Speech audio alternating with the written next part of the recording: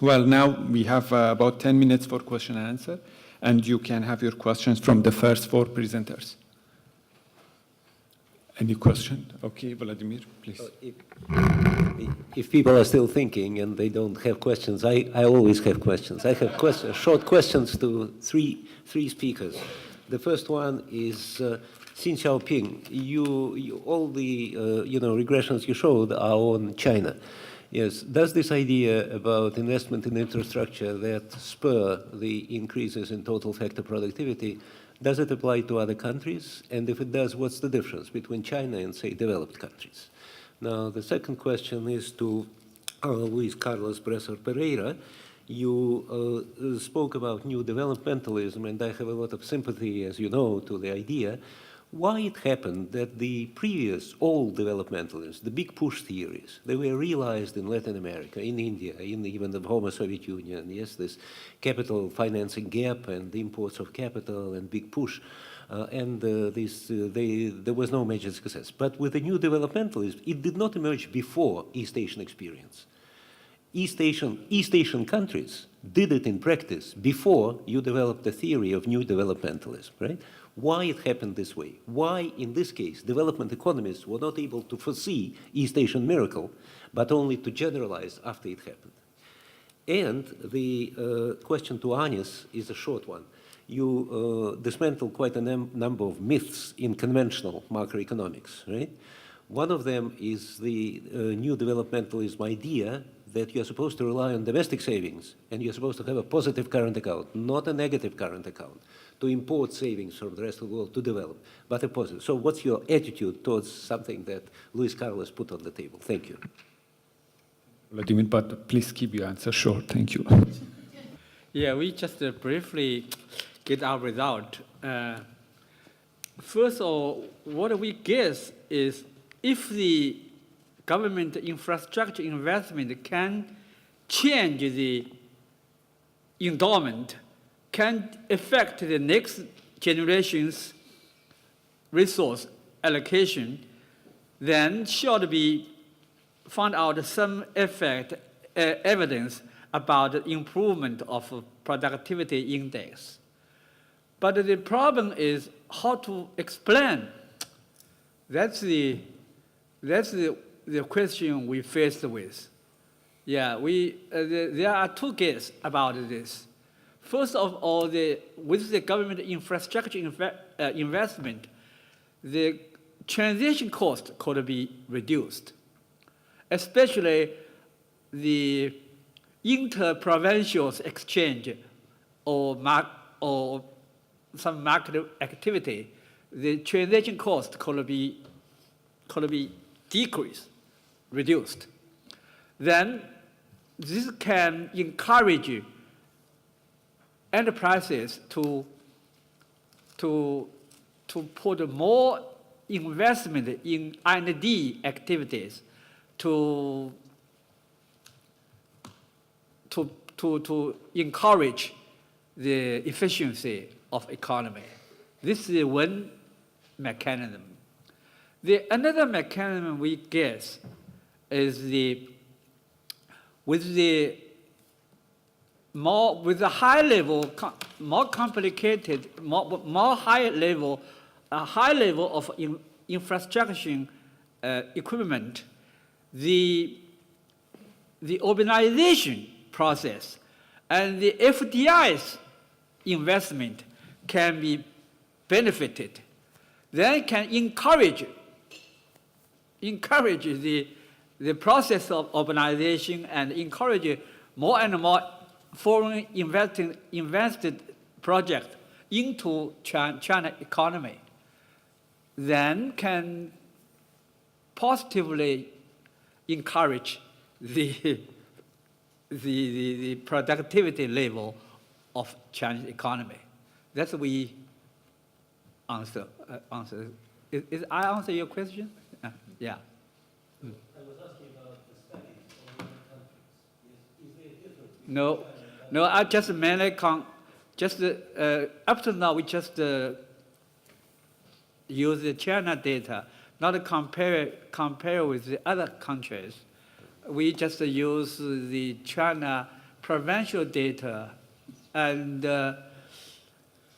from our colleague, last year they did the research about this direction, use the World Bank country, World Bank data set, and found out regularly the same result, but their level, just a general level, not precise like our research. I understand your question is why new developmentalism was developed after countries in Latin America industrialized. How did they industrialize between 1930 and 1980 without having a critique of growth with foreign savings policy and without having the concept of Dutch disease? That both are core of new developmentalism, these two things. And my answer, the answer I can give it to you, is that the solution that they found, my predecessors, in the 50s, 60s, and 70s, was to go for import substitution. And with import substitution, the problem, industrialization could happen, oriented to domestic market. This was the first thing. And they were neutralizing the Dutch disease in this way with very high tariffs. In 1867, Brazil created a subsidy to the exports of manufacturers. This meant that the Dutch disease was also now neutralized on foreign markets, in relation to foreign markets. And there was an enormous increase in the industrialization of Brazil, in the exports of manufactured goods in Brazil. To have an idea, in 1965, manufactured exporters represented 6% of total exports of Brazil. 25 years later, in 1990, with the top, it goes to 62%. So these two parts, they neutralized the Dutch disease without knowing. And the question of growing with foreign savings. Yes, they grow with foreign savings. They try to do that, and it was disastrous. This was in the second part of the 70s. President Geisel decided to go for that, and the foreign debt crisis of the 80s was the outcome. So, in the moment that countries are supposed to grow and all this competing with other countries, and this is the assumption of new developmentalism, so no import substitution, no enormous protection at all. What new developmentalism wants is not protection, but equal conditions of competition.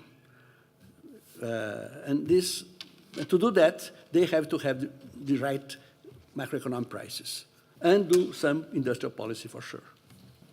I'm not so sure, Vladimir, I understood your questions also. The issue of domestic savings and not borrowing overseas, it doesn't mean no, you have to have a positive domestic savings, because savings leading to higher investment, the prior saving then investment, is a classical Say's law. Supply creates its own demand. So you create savings and then you invest. In the Keynesian model, it is the deficit finance. You borrow, you create inflation, and you force saving. So it's a domestic saving here from that point of view, because developing countries, when you have low income, you will have low savings. So the savings rate will never be what you need for high investment. So you have to, that's what the deficit financing is needed. But again, you have to be careful where you spend, how do you select the project, etc. On the issue of I'm just taking on that one. Actually, the problem that happened in Latin America and India and that kind of thing, I agree with you on that one. The source of this, their import substitute industrialization was actually Raul Provicia's thesis. I actually read that UN report, 1951 report. Nowhere he was against export. It was totally misunderstood report, so much so. And he emphasized so much of the importance of exports and also importance of agriculture, industrialization, the link between agriculture and industry, and as well as of importance of export. Yes, he did mention of secular decline of the terms of trade, and he basically raised the issue of what has been happening in the past and what are the danger, but he never said, complete autarky or close down the border and don't do the, And that was the mistake they made, which the newly interesting, the Asian countries, they had a lot of protection. Asian countries were not, but mainly the protection was given on a very strict criteria that you eventually become internationally competitive. The creation of chaebol for example, Pakistan created the same monopoly, 22 families in Pakistan. But it failed because of other reasons. But they were not under the condition that they will have to compete internationally. Maybe the larger domestic market was the reason why they never thought of the export market. All these East Asian countries we are talking about are small countries, so by default they had to think of whether it's a conscious or default decision, we don't know, but protection was there. I just want to make a response to Vladimir's question, actually.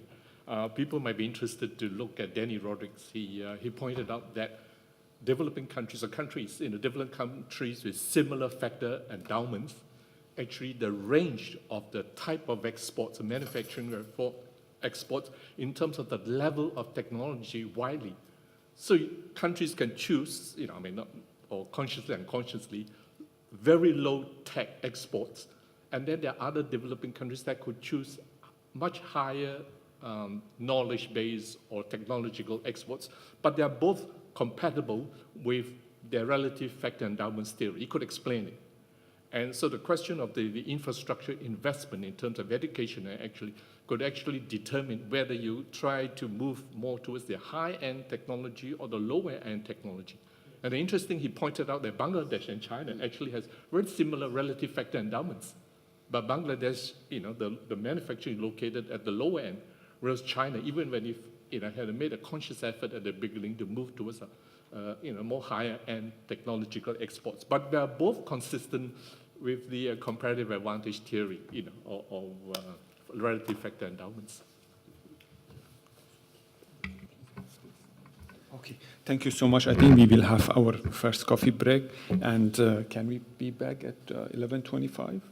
But we will be back by 11:25. Thank you.